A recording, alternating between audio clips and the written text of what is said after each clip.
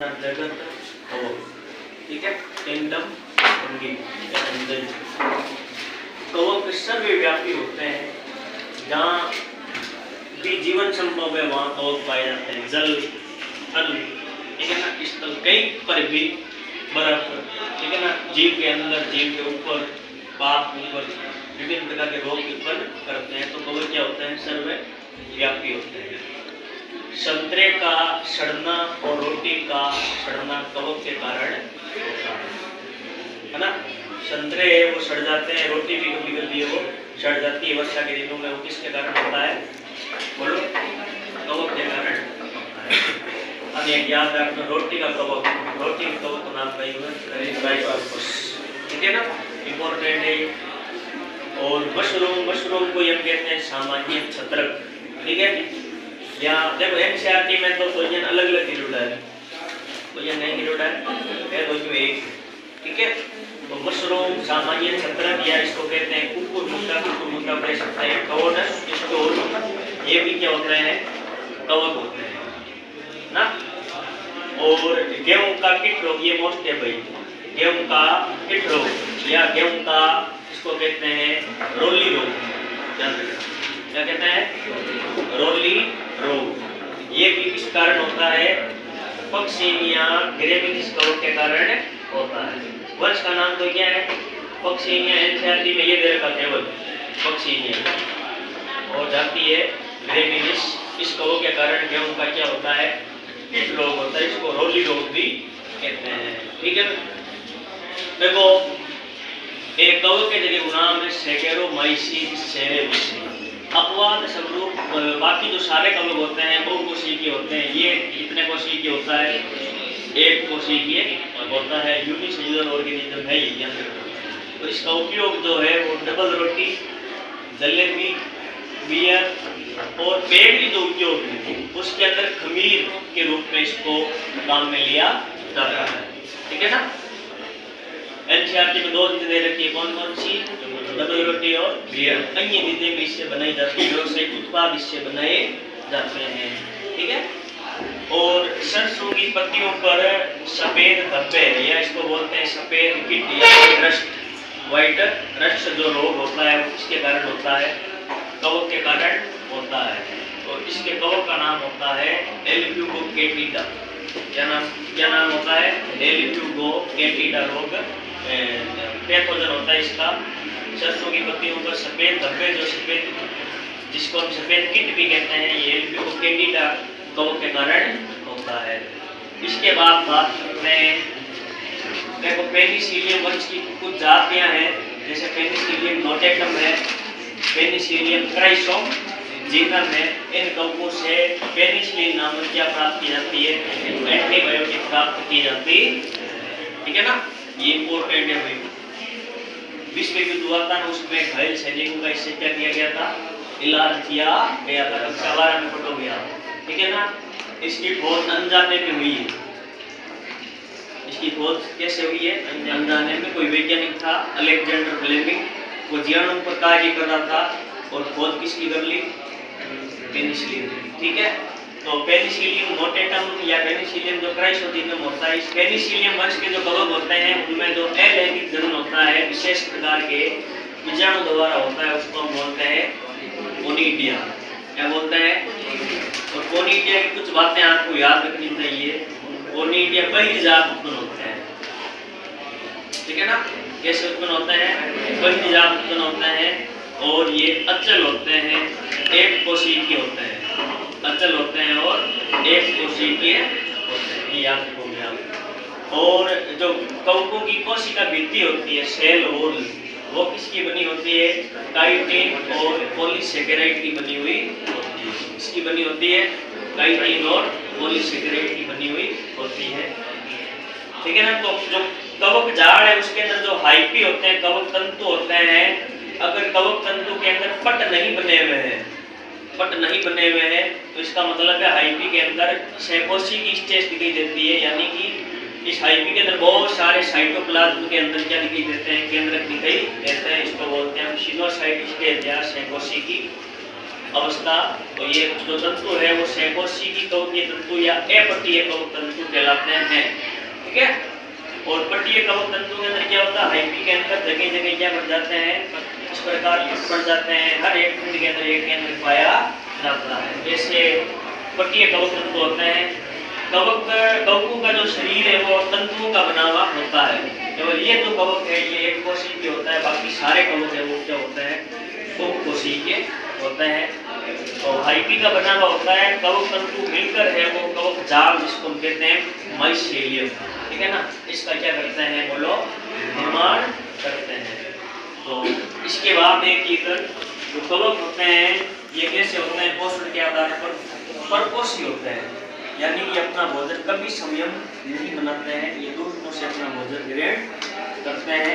इसके अंतर्गत ये फिर इसके पार्ट हो जाते हैं मर्तजीवी। सड़े गले में जो कार्बनिक पदार्थ होते हैं या मर्त सबस्ट्रेट्स होते हैं उसमें घुलनशील कार्बनिक पदार्थों का क्या करते हैं, ये अवशोषण करते हैं।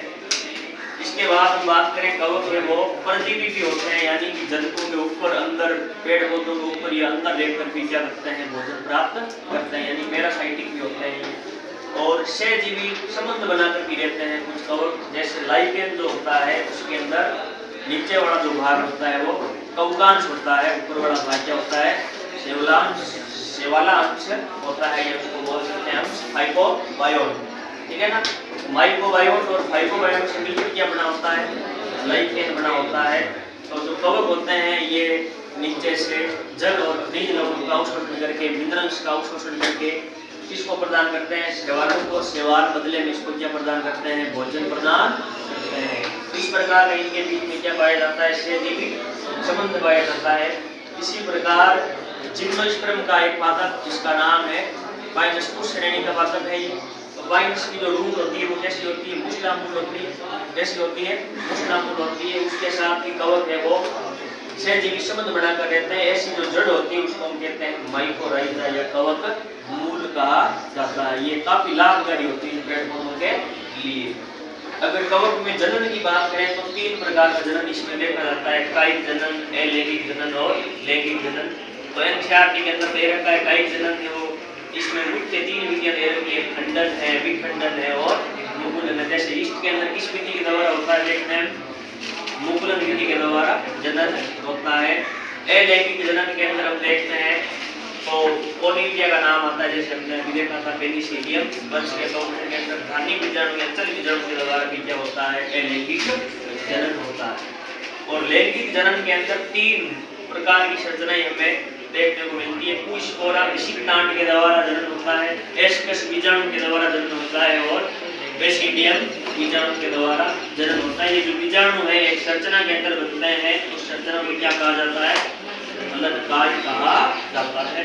आगे का अगले दो चल युग्मकों या तो दोनों क्या होंगे, चल या दोनों क्या होंगे, अचल युग्मकों के कोशिका द्रव्य का क्या होता है, स्लेन होता है। ठीक है ना। साइटोप्लाज्म का क्या होता है, स्लेन होता है, स्लेन होता है, जिसे हम क्या कहते हैं, साइटोगेमी। एनसीईआरटी में क्या लिखा है, प्लाज्मोगेमी या कोशिका द्रव्य का क्या कहते हैं, स्लेन कहते हैं। ये पहला सोपान, इसमें 2 युग्मकों के कोशिका द्रव्य का क्या होता है, स्लेन होता है। इसके बाद दोनों जो युग्मक है उनके केंद्रकों का क्या होगा, स्लेन होगा। तो दोनों युग्मकों के केंद्रकों का स्लेन होता है, जिससे हम क्या कहते हैं, कैरियोगेमी या केंद्रक स्लेन कहते हैं। इसके फलस्वरूप किसका निर्माण होता है, जाइगोट या युग्मनज का निर्माण होता है। भाई केंद्रकों का स्लेन होने के बाद में क्या बन गया, जाइगोट। जाइगोट कितने गुणित होता है, द्विगुणित। ठीक है ना। तो अब जाइगोट जो है उसके अंदर क्या होगा, तीसरे चरण में मियोसिस होगा। मियोसिस डिवीजन अर्धसूत्री विभाजन होता है, जिसके फलस्वरूप क्या बनते हैं, अगुणित बीजाणु बनते हैं। फिर माइसीलियम का क्या होता है, अंकुरण से बीजाणु के अंकुरण से माइसीलियम का क्या होता है, निर्माण। परंतु आपको इसके बारे में विशेष रूप से ध्यान रखना है। किसके बारे में बोलिए, तो कवकों में लैंगिक जनन में संयोजन के समय 2 अगुणित कवक तंतु क्या आते हैं, पास आते हैं तथा संलयन हो जाते हैं। तो सामान्य रूप से होता है आदिम कवकों में 2 अगुणित कोशिकाओं के संलयन के तुरंत बाद क्या बन जाती है, द्विगुणित कोशिका। परंतु इनके अंदर ऐसा नहीं होता है, इनके अंदर तुरंत बाद नहीं होता है। विकसित कवकों में एस को जैसे कि एस को माइसिटीज में इनके जो सदस्य होते हैं उनके अंदर क्या होता है, एक मध्यवर्ती द्वीप केंद्र की अवस्था देखने को मिलती है। यानी कि एक कोशिका में कितने केंद्र दिखाई देता है, तो यानी कि जो आपका कोश केंद्रीय स्लेन है उसके तुरंत बाद केंद्र का स्लेन नहीं होता है, उस देर तक जो कोशिका है वो द्वीप केंद्र की अवस्था में बनी रहती है। एक कोशिका में कितने केंद्र कहते हैं, 2 केंद्र कहते हैं। ऐसी स्थिति केंद्र युग्म या डाइकैरियोन कहलाती है। इसके बाद दोनों केंद्र को स्लेन हो जाता है, बाद में इनका स्लेन क्या हो जाता है, इसका निर्माण होता है, जाइगोट का निर्माण होता है, द्विगुणित कोशिका का निर्माण होता है। फिर उसमें क्या होता है, मेयोसिस डिवीजन, और क्या बनता है, अगुणित बीजाणु बनते हैं और फंगी या फंजाई। ठीक है, वर्गीकरण का आधार क्या होता है, यानी कि किस आधार पर इनको वर्गों में बांटा गया है। आधार क्या होता है, कवक जाल की आकारिकी, यानी कि मॉर्फोलॉजी ऑफ माइसीलियम। कवक जाल को क्या कहते हैं, माइसीलियम। और बीजाणु बनने तथा फलन काय के बनने की विधि, तो बीजाणु बनते हैं उनकी विधि और फलन काय कैसे बनती है उसकी विधि के आधार पर इनको कितने वर्गों में बांटा गया है, 4 वर्गों में बांटा गया है। पहला वर्ग कौन सा है, 2 से बोलो, दूसरा, तीसरा और चौथा। अब देखो आज हम 2 करेंगे, एक तो फाइकोमाइसिटीज और एक एस्कोमाइसिटीज। तो फाइकोमाइसिटीज के अंदर सदस्य कौन कौन है, ड्यूकर। ड्यूकर का याद रखना, इसकी एक सेल में बहुत सारे क्या पाए जाते हैं, केंद्र पाए जाते हैं, उसका उदाहरण आता है। और राइजोपस इसको क्या बोलते हैं, रोटी का कवक। क्या बोलते हैं, रोटी क्यों पड़ती है, इस कवक के कारण पड़ती है। और एल बुको याद कह सकते हैं, एल बुको कैंडिडा, एल बुको कैंडिडा। इस कवक के कारण क्या होता है, सरसों की जो पत्ती होती है उसके ऊपर सफेद धब्बे हमें व्हाइट स्पॉट दिखाई देने लगते हैं। संक्रमित होने के बाद व्हाइट रस्ट हो जाता है। ये आवास, इनका आवास का है, ये जलीय आवास, यानी कि नदी के आसपास, तालाब के आसपास जलीय जो आवास होते हैं। गली सड़ी जो लकड़ियां होती है वर्षा के दिनों में हम इसके ऊपर इसको देखते हैं। नम तथा शिल्लत भरे स्थान होते हैं अथवा पौधों पर अविकल्पित परजीवी के रूप में ये निवास करते हैं। आकारिकी देखे इनका कवक जाल होता है, वो कैसा होता है, एपटीए। तो ये कैसे होते हैं भाई, बहु केंद्रकित होते हैं, यानी कि आईपी के अंदर बहुत सारे क्या पाए जाते हैं, साइटोप्लाज्म में केंद्र पाए जाते हैं। जनन है वो एलैंगिक जनन है, चल बीजाणु तथा अचल बीजाणु के द्वारा होता है। और ये बीजाणु अंतरजातीय क्या होते हैं, उत्पन्न होते हैं।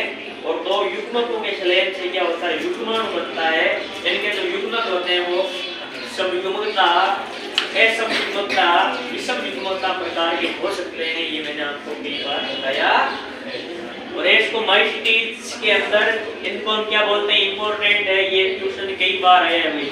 इसको माइसिटीज को क्या बोलते हैं, हेलिकॉन्जाई। क्या बोलते हैं, हेलिकॉन्जाई।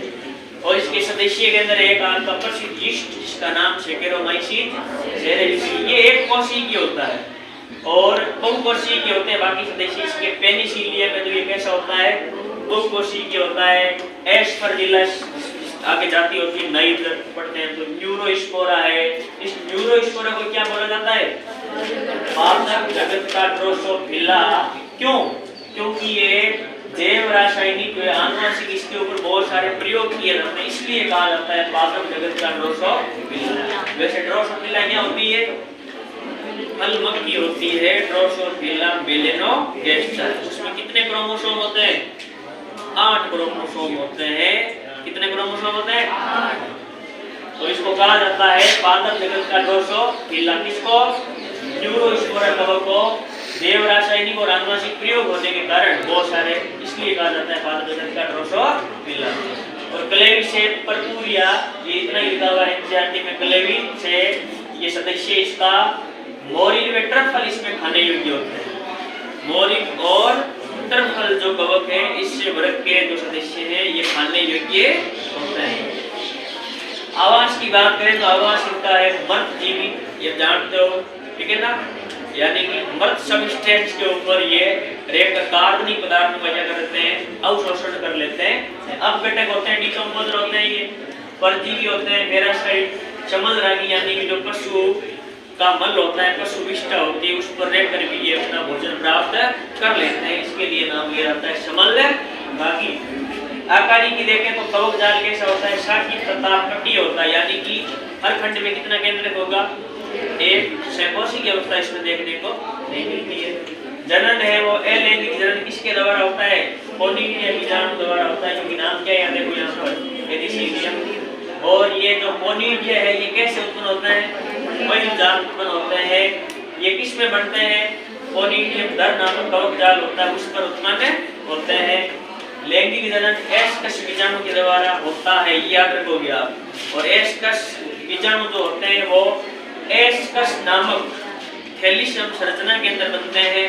और ये थैलीसम संरचनाएं किसके अंदर लगी रहती है, एस्कोकारप, जो कि एक फलन काय कहलाती है एस्कोकारप। तो एस्कोकारप के अंदर क्या है, एस्कस के अंदर क्या बनते हैं, एस्कस बीजाणु किस रूप में बनते हैं, इनकी अंतर्जाल उत्पत्ति होती है। इनके सदस्य भी हम देख लेते हैं।